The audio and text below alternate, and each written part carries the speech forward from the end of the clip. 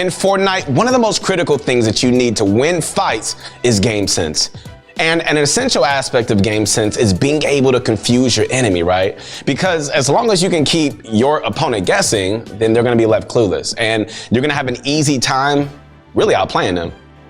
And that's why for this video, I'm so excited, guys, because we went ahead and we compiled 9 incredible building techniques designed to confuse your opponents, which we got from none other than FaZe Martoz. All right, Martoz is easily one of the smartest fighters in all of Europe, and these techniques helped him acquire over 70,000 arena points. If this is not proof that these moves are insane, I really don't know what is. But anyways, these were the best confusion techniques that we saw from Martoz, so let's get this thing going. All right, guys, so getting into this thing. All right, the first trick that we got from Martoz is the low ground ramp phase, which you could use to sneak in a shot on anybody attacking your box from above.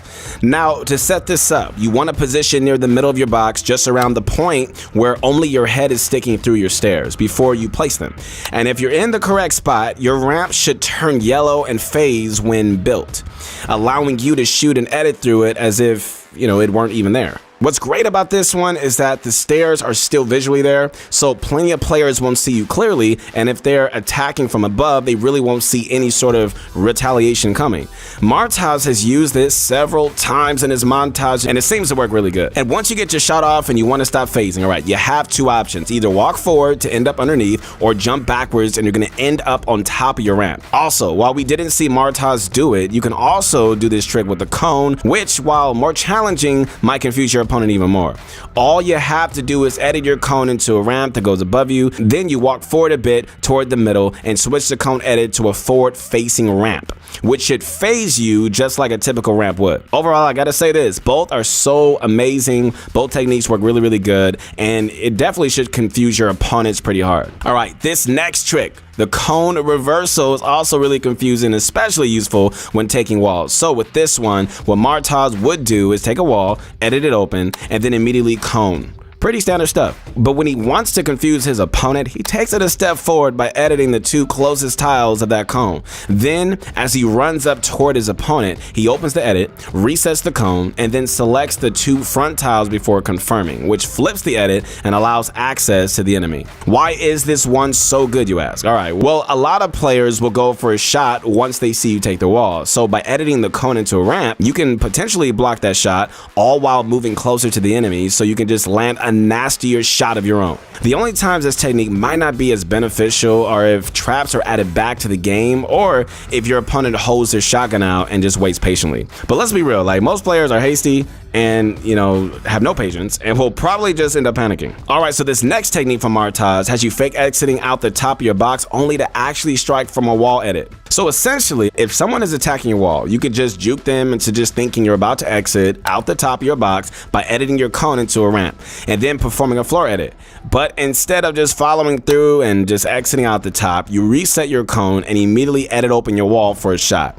Overall, this one is pretty useful since most players are instantly going to just fixate on you exiting out once they hear both your cone and floor get edited. But if you're not the most mechanically skilled, you might have a little trouble, all right? So as always, make sure to practice to get the technique down. And just like Martoz fakes exiting out the top, all right, he also fakes exiting out the side, which is even more useful for when players are trapped inside your box with you. For this one, Martoz edits a wall either to his side or behind him, and then just rather than exit, he instead splits his ramp. And so by editing a wall to your side or even behind you, you're misdirecting your opponent into thinking, that's where you're gonna go before just editing your ramp and going for the shot. And it's great because if you can get your opponent to position their crosshairs somewhere else, it reduces the chances.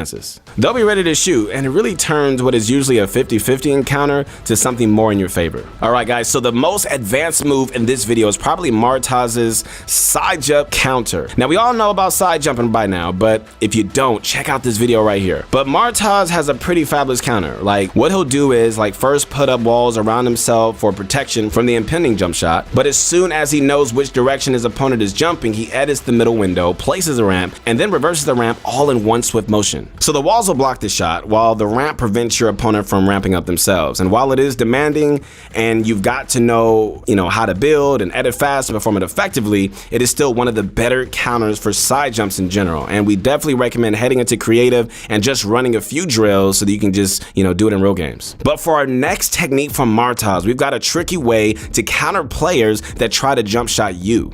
But the thing is this, it requires using a feature 99% of us never touch, and that's pre-rotating your ramp. So the thing with jump shots is that they're usually pretty predictable.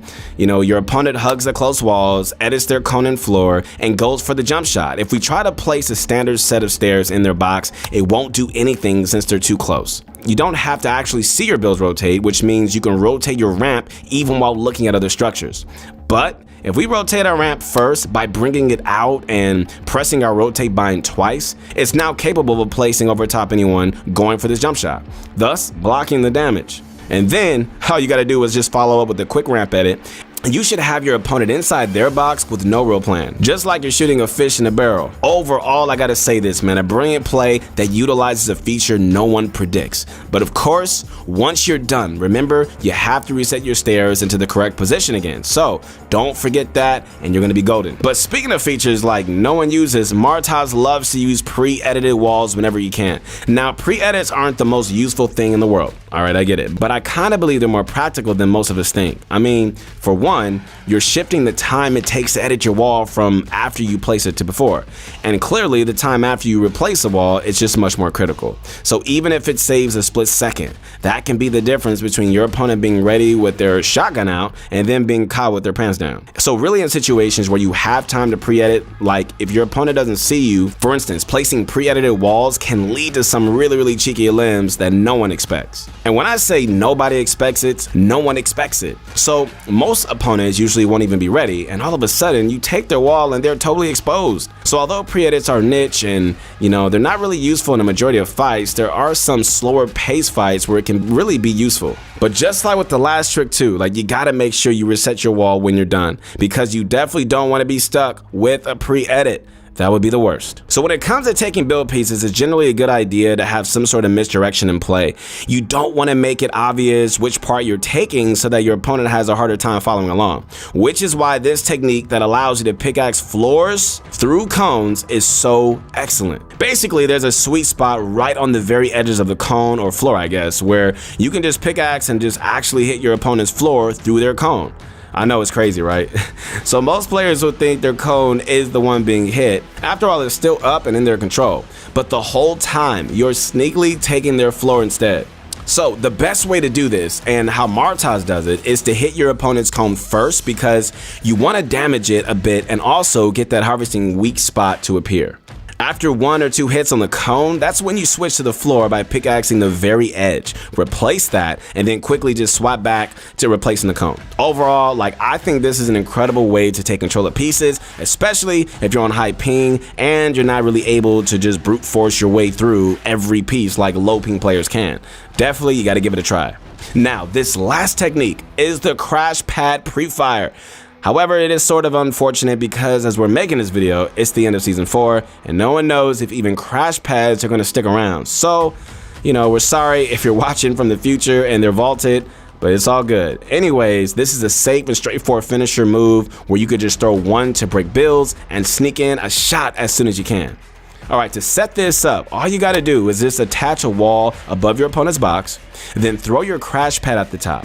But you gotta be standing to the side and just throw it at a slight angle so that it doesn't land on you. As it's falling though, you get your shotgun out and just line up your aim so that you're ready to land a shot as soon as your opponent's builds break. I think this trick was first used to take walls with crash pads, but I kinda like this one a lot more. And even if your opponent is hiding in a cone, the crash pad should break that too. But forward-facing ramps don't seem to get destroyed. If you try another side, it can work, but it's just so inconsistent. I personally would just, say don't use this technique against players with stairs in the box. But if they have nothing or a cone inside, it's gonna work flawlessly. All right, guys, so that's going to be it for today's video. Hopefully you guys learned a lot when it comes to confusing enemies with build techniques. All right, guys, huge shout out to my main man, FaZe, Martoz, for always just being so unique and creative and just really just for sharing so many amazing tricks with us. Definitely subscribe to his channel if you haven't already. And if you found this video helpful, make sure to give it a thumbs up and sub to our channel if you haven't. Listen, we got a lot more videos like this planned for season 5. You do not want to miss out, so you got to make sure that you are subbed for sure. Also, I got to let you guys know this. We have a new Call of Duty channel coming out as well. If you're grinding Warzone or multiplayer, definitely head on over and subscribe there as well. Once again, bunch of Crunch Army, where you at? Your motivation guy is back. I'll see you soon.